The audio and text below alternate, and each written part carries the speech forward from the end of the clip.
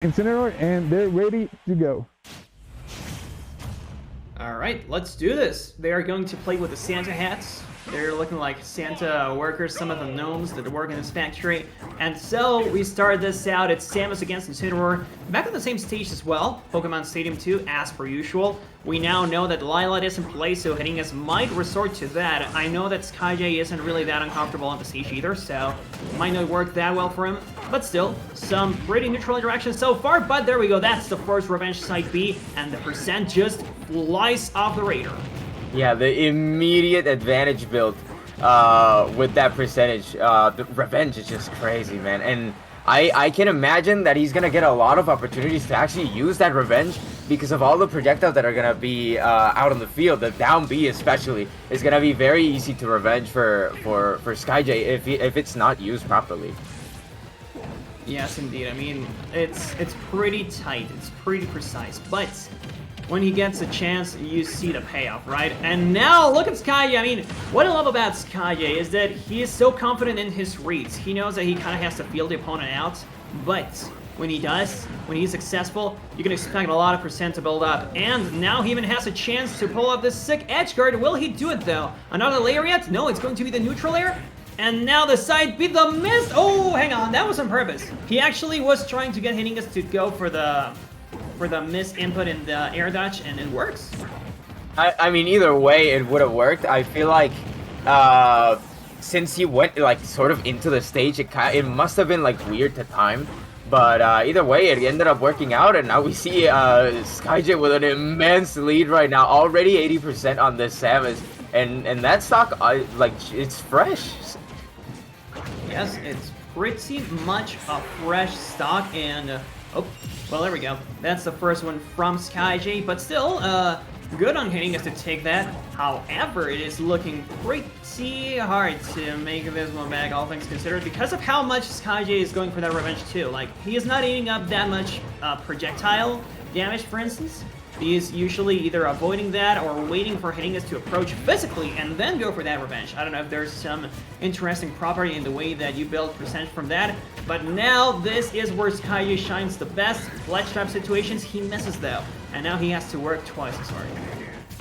Oh, but he gets the Revenge on the missile. See, it's just any projectile that's not thrown with the intent of either like probably pressuring a shield or just straight up as a frame trap is probably gonna get revenged, because Skyjay's gonna take that opportunity all the way to the bank if he can seal the stock earlier, or if he can build a percentage lead that much easier.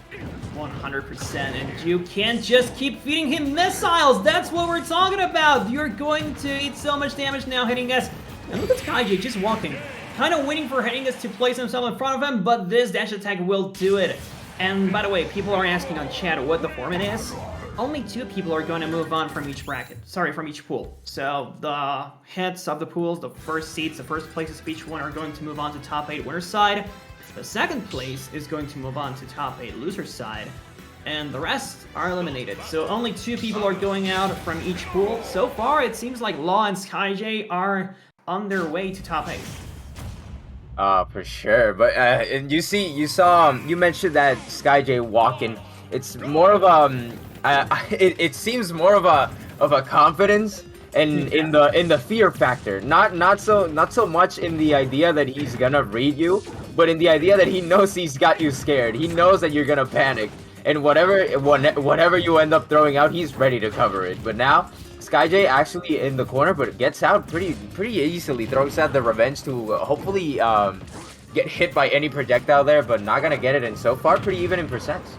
He also has a number of plan Bs and plan Cs and whatnot. You can see him go a lot for this jumping up air, falling up air at times to approach. If you shield it, then he is like, okay, well, I can do a Lariat, I can do side B, and he has a very interesting combo tree in his mind, or just a very interesting flowchart planned out. That's why he is so successful with such a great punish team. The thing is now, he is actually off stage with a disadvantage. Oh, but once again, trying to switch corners. That's why he dropped it in immediately. The switching corners is not something that I see a lot of people trying, but Skyjay and Incineroar have some great tools to do just that. Still no stock taken though. Yeah, Skyjay is incredible at these reversal situations where you'll think you have a juggle, you'll think you have a ledge trap, but then he'll just pull a fast one on you. You'll suddenly be on the other end of the situation. You'll be the one getting juggled, you'll be the one getting ledge trapped, and that's like the way he gets these stocks so quickly and out of nowhere. Yes, you have to be very careful to see where he is currently. And you know, this was a much more, how do you say, accounted for situation. The kind of stocks that you see happening a lot more often. Jeringas just lost that one through a single back here. And now Skyjay is the one trying to catch as many projectiles as possible. Build up that revenge. He ate that animation as well, by the way. Jeringas just tried to go for that charge shot, and he lost the charge. Now he has a smaller charge shot to use in neutral, and that's kind of good, of course. But, you know, at this percent, you are starting to look for the kill, and it's kill or big kill at this point, really. Right, it's do or die against Skyjay. Against a player of this caliber, you have to take every single opportunity that you can get. Otherwise, it's just gonna be turned around on you, and you're gonna be the one eating a back air or a forward tilt. And now, offstage situation against this Samus, we already know Skyjay is incredible at these ledge trap situations. He's really good at making certain options enticing from the ledge, such as that get-up attack by throwing out these down tilts. It's like, okay, I can probably attack him in this. As soon as you think that, he throws out the shield, and now you're in a disadvantageous situation that you didn't even account for in the beginning. And speaking of that situation of being in shield, I think as Ultimate goes on, people are realizing, or they have already realized, how much more important the shield game is than it usually was.